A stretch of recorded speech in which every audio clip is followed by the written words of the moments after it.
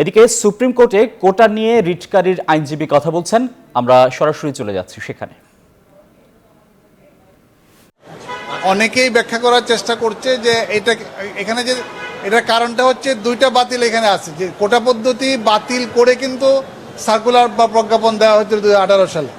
সেই প্রজ্ঞাপনটাকে চ্যালেঞ্জ করে হাইকোর্ট ডিভিশনে রিট করা হয়েছিল।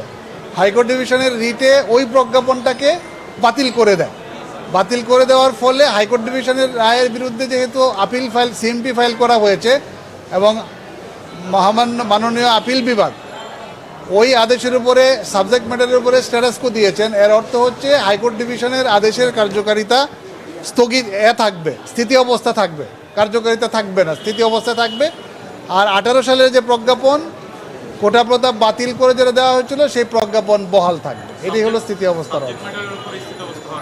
হ্যাঁ, আচ্ছা, আরেকটা বিষয়, কোর্ট আপনাকে থ্যাঙ্কস জানিয়েছে যে আপনার মাধ্যমে দুজন শিক্ষার্থী এসেছে, বাকি যে আন্দোলন যারা করছে তাদের ব্যাপারে কোর্ট অনেকগুলো পরামর্শ বা আহ্বানও জানিয়েছেন প্রধান বিচারপতি, এগুলো যদি বলেন। আপনারা জানেন যে এটা জাতীয় গুরুত্বপূর্ণ একটি বিষয়। যেহেতু জাতীয় গুরুত্বপূর্ণ একটি বিষয়, এই ক্ষেত্রে যারা অ্যাগ্রিভ তাদেরই কথা বলার সুযোগ রয়েছে।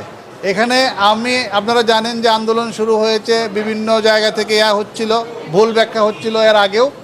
সবগুলি নিরসনের জন্য আমাদের মনে হয়েছে যে এটা আইনগতভাবে জিনিসটা সুরাহা করা দরকার। আমি এর আগেও প্রায় 3টা টকশোতে আমি অ্যাটেন্ড করেছি, সবগুলিতে আমি এটা বলেছি যে যেহেতু হাইকোর্ট ডিভিশন একটি রায় দিয়েছে, তার চূড়ান্ত নিষ্পত্তি হবে অ্যাপিলেট ডিভিশনে। এবং মাননীয় প্রধান বিচারপতি কিন্তু আজকে প্রশ্ন করেই বলেছেন যে নিষ্পত্তি কে করবে। এখন তো এটা নিষ্পত্তি রাস্তায় আন্দোলন করে করা যাবে না, এটা নিষ্পত্তি আপিল বিভাগ থেকেই হতে হবে।